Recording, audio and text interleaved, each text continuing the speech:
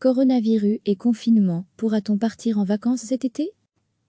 À l'heure où plusieurs pays européens débutent une phase de déconfinement, la question est sur toutes les lèvres. Pourra-t-on voyager en Europe cet été? Sinon, sera-t-il possible de se déplacer en Belgique? Élément de réponse.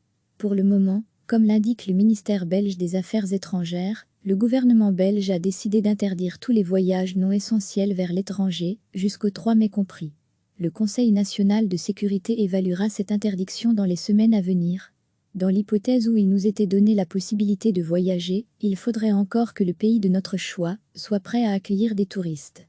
Degré retrouvé, tout notre dossier sur le coronavirus, le flou règne, vu les approches différentes adoptées par les pays européens pour contourner la pandémie de Covid-19. Le Premier ministre Édouard Philippe a préparé dimanche les Français à des vacances d'été toujours à l'ombre du coronavirus. Je crains qu'il ne soit pas raisonnable d'imaginer voyager loin à l'étranger très vite, a-t-il déclaré lors de la conférence de presse. Le Premier ministre a aussi émis des doutes sur les conditions d'entrée ou de réentrée sur le territoire national, qui seront certainement assez exigeantes vis-à-vis de ceux qui arrivent de l'étranger, dans le contexte d'une pandémie.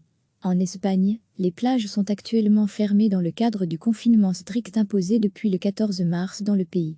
Il a été prolongé au moins jusqu'au 25 avril. Les frontières terrestres ont également été fermées. La question des frontières sera réglée en fonction de l'évolution de la crise sanitaire. Je n'ai donc pas de date quant à leur réouverture, a déclaré la ministre espagnole en charge du tourisme, Ruy Maroto, la semaine dernière. Mais plusieurs sources officielles auraient confirmé au quotidien espagnol ABC que le gouvernement étudie la possibilité de fermer ses frontières aux touristes étrangers pendant la période estivale.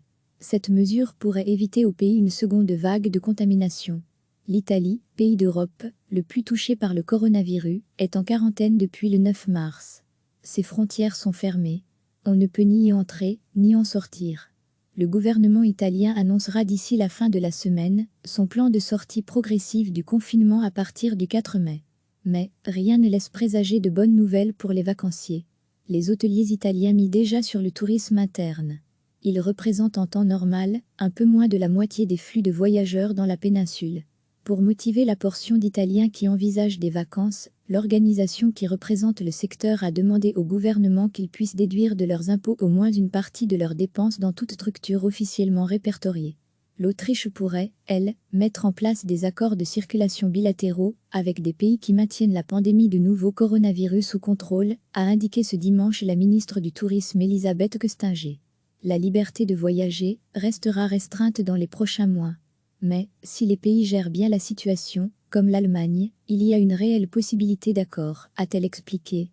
D'ici la fin du mois, le gouvernement doit avoir préparé une feuille de route pour ouvrir progressivement ses restaurants et autres établissements touristiques. Si les frontières restent fermées, nous serons nombreux à vouloir profiter de la fraîcheur des Ardennes ou de l'air vivifiant de la mer du Nord. Des afflux sans précédent qu'il faudra gérer. Le gouvernement wallon étudie plusieurs pistes depuis quelques jours pour relancer le tourisme. Les pertes de chiffre d'affaires sur les dépenses du tourisme se montent à 82 millions en mars et 89 millions en avril, déclarait la ministre en charge du tourisme Valérie Debu au quotidien L'Écho ce samedi. Pour éviter une catastrophe, la ministre vient de mettre sur pied un groupe de travail qui se réunit 2 fois par semaine.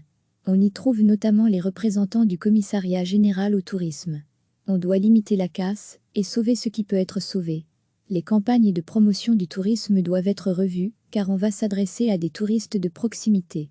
Compte tenu de l'incertitude et des conditions sanitaires, les Belges vont vouloir rester dans leur pays et consommer local, explique la ministre. Du côté de la côte, on réfléchit aussi à l'été.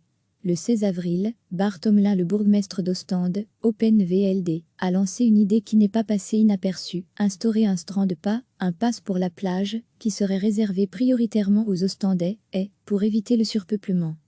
Cliquez sur s'abonner pour recevoir les dernières nouvelles.